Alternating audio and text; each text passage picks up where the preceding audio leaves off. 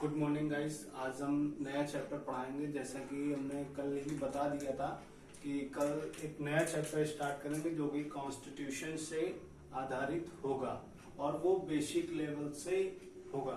ठीक है। और यहाँ पर नया चैप्टर जो हमारा होगा कार्यपालिका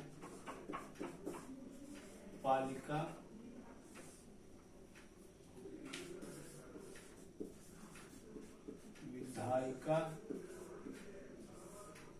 एवं न्यायपालिका।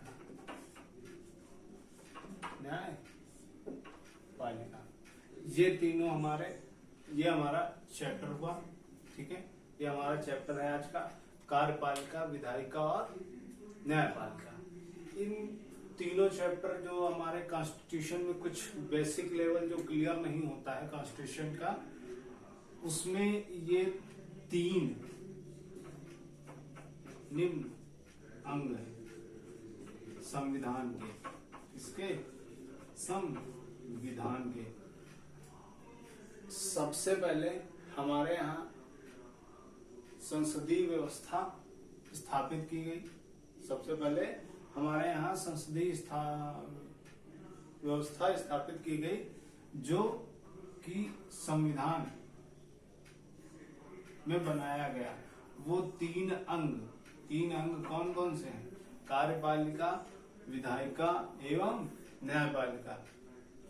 ये तीन अंग होते हैं जो संविधान में बनाए गए। वो तीन अंग हैं, ये कार्यपालिका, विधायिका एवं न्यायपालिका। अब हम देखेंगे कि कार्यपालिका का कार्य इसमें कौन होता है, विधायिका में क्या होता है, न्यायपालिका में क्या होता है। अच्छा, कार्यपालिका कार्य करने की शक्ति। ठीक है। और इसमें बिल बनाने की शक्ति।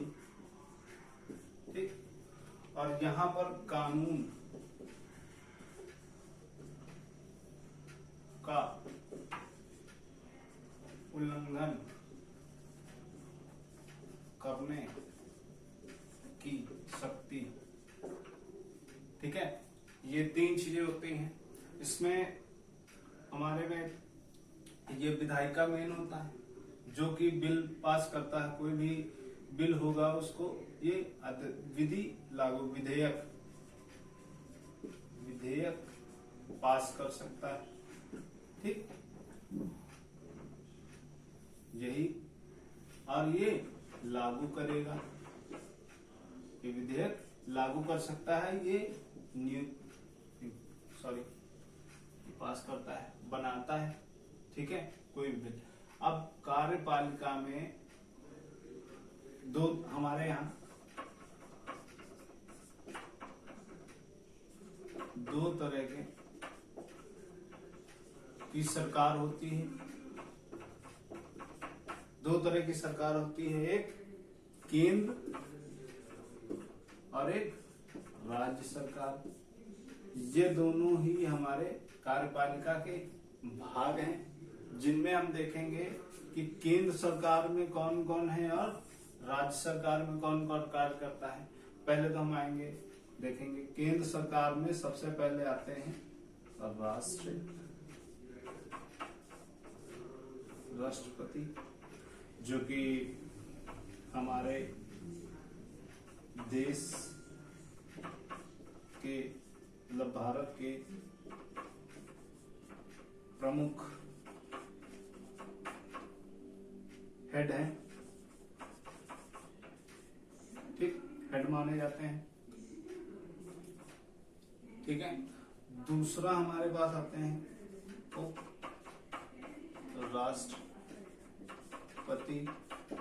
उपराष्ट्रपति। तीसरे जो हैं वो हैं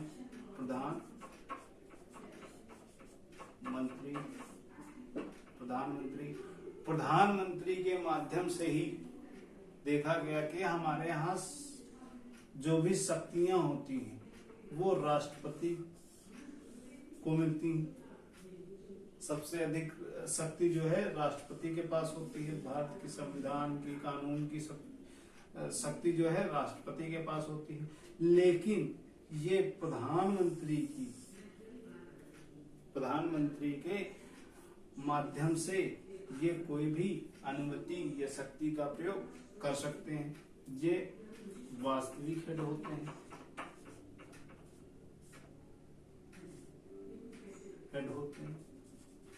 और ये नामित। ठीक। चौथा हमारा है जो प्रधानमंत्री के अंतर्गत कार्य करते हैं वो मंत्रिपरिषद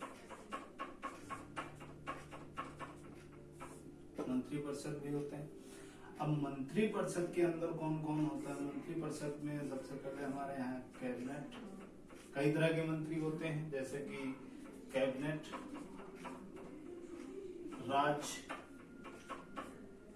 उपमंत्री, राज्य मंत्री। ठीक, ये हमारे यहाँ 3 होते हैं। ठीक है। राष्ट्रपति, उपराष्ट्रपति, प्रधानमंत्री, मंत्रिपरिषद और नामी हेड होते हैं कौन? राष्ट्रपति होते हैं। और प्रधानमंत्री जिनके कारण राष्ट्रपति कोई भी फैसला या शक्ति का प्रयोग नहीं कर सकता है बिना प्रधानमंत्री के विचार विमर्श के।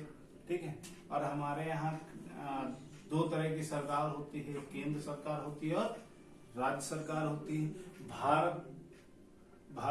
हमारे भारत में सबसे प्रमुख कौन होता है? वो होता है राष्ट्रपति। ठीक है। फिर उपराष्ट्रपति, फिर प्रधानमंत्री, फिर मंत्रिपरिषद जो कार्य करता है। मंत्रिपरिषद के अंदर कौन कौन होते हैं? कैबिनेट मंत्री, राज्य मंत्री और उपमंत्री। ठीक है। अब इसको हम दूसरी तरीके से भी देख सकते हैं कि जो कार्यपालिका को दूसरी तरीके से देख सकते हैं, जैसे कि हमारे पास होता है स्थायी और अस्थायी। स्थायी और अस्थायी। स्थायी में क्या होता है? स्थायी में 60 से 62 वर्ष के अधिकारी नियुक्त किए जाते हैं, जिनको हम जॉब लेटर दे के 60 से 62 साल की जॉब लेटर दे के उनको हम नियुक्त करते हैं, चयन करते हैं। वो भी कार्य किसमें आते हैं? कार्यपालिका के अंतर्गत आते हैं। और अस्थायी कौन कौन से होते हैं? अस्थायी कौन से होते हैं? जैसे कि हमारे राष्ट्रपति,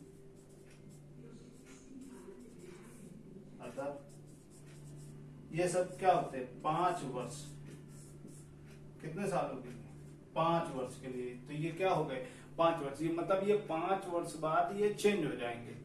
इनको 5 वर्ष से ज्यादा नहीं रख सकते। 5 वर्ष बाद अगर चुनाव होगा तो ये हट भी सकते हैं। ठीक है। और ये जो हमने नियुक्त करते हैं, जैसे IAS, PCS, सचिवालय, ये सब अधिकारी रैंक के जितने भी आते हैं वो स्थायी रैंक में आते हैं। और अस्थायी रैंक में जो 5 साल के लिए होते हैं चुनाव, उनके जो नियुक्त किए जाते हैं वो 5 साल के होते हैं। ठीक है। अब हम देखेंगे कि विधायिका और विधेयक बनाने का बिल। विधायिका में कौन कौन आता है? मैं पहले देख लेंगे राज्य। अब राज्य सरकार में कौन कौन आता है? पहला राज्यपाल। ठीक है। राज्यपाल आएगा। फिर मुख्यमंत्री,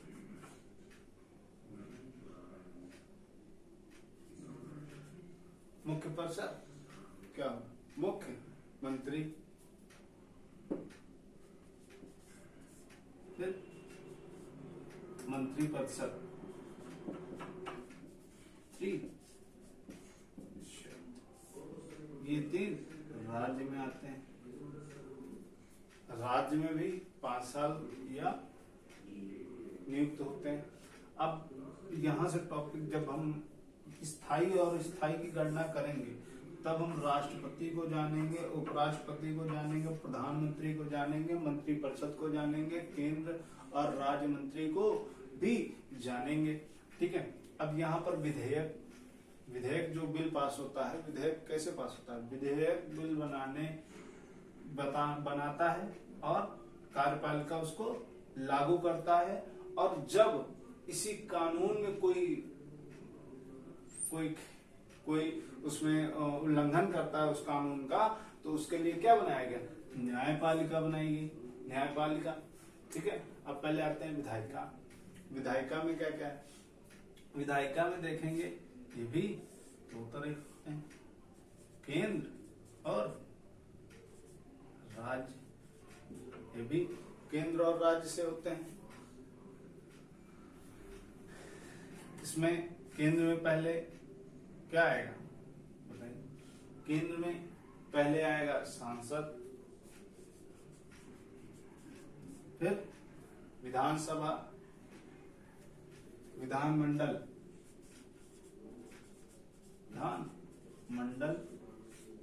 विधानमंडल। अब सांसद के अंतर्गत कौन आता है? सांसद के अंदर लोकसभा,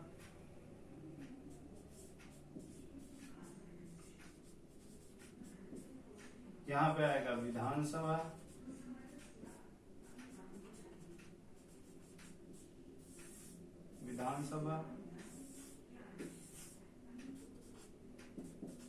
ठीक, ये तीन चीजें हो गई। अब विधानसभा और लोकसभा, लोकसभा में क्या है? सांसद में एक और होता है राज्यसभा,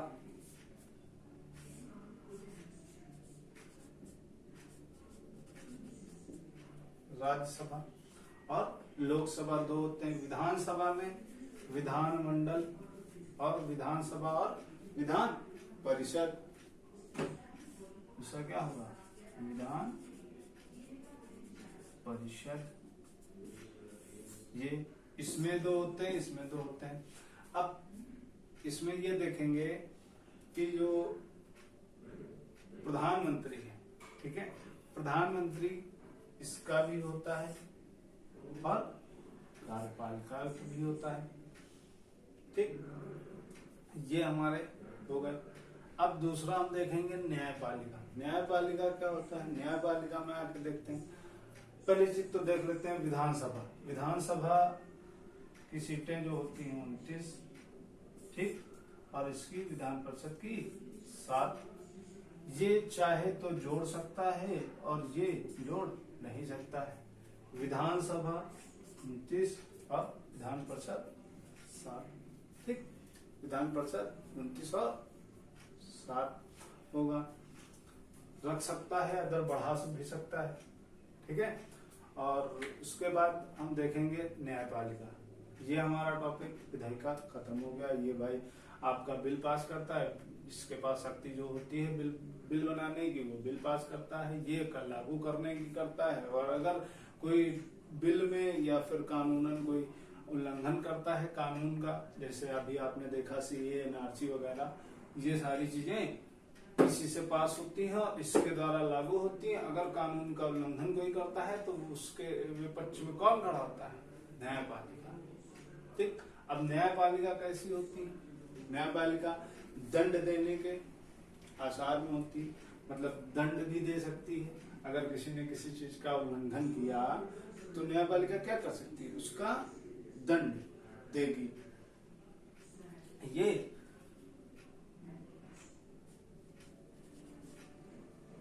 सर्वपारित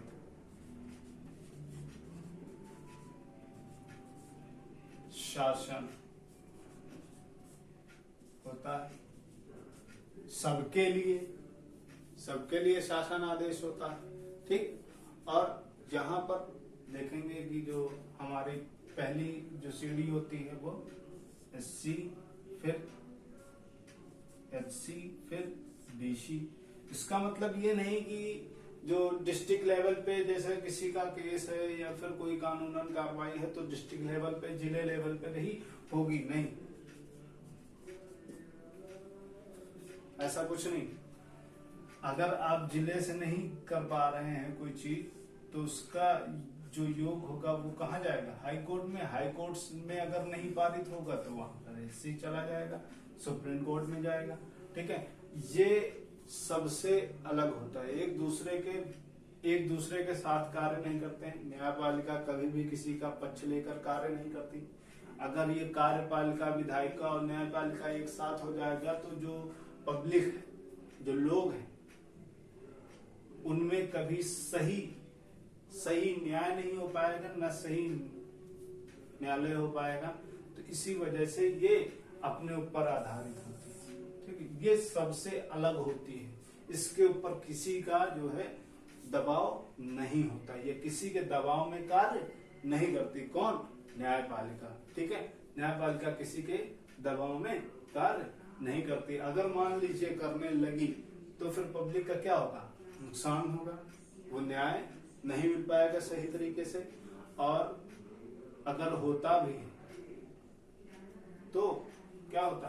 कार्यपालिका भी इसी के साथ शामिल हो जाती है और न्यायपालिका का कोई संबंध अच्छा नहीं होता। सबका विश्वास न्यायपालिका से उठ जाता। इसीलिए न्यायपालिका को सबसे अलग और सर्वपालित रखा गया, मतलब सबसे अलग और सुरक्षित।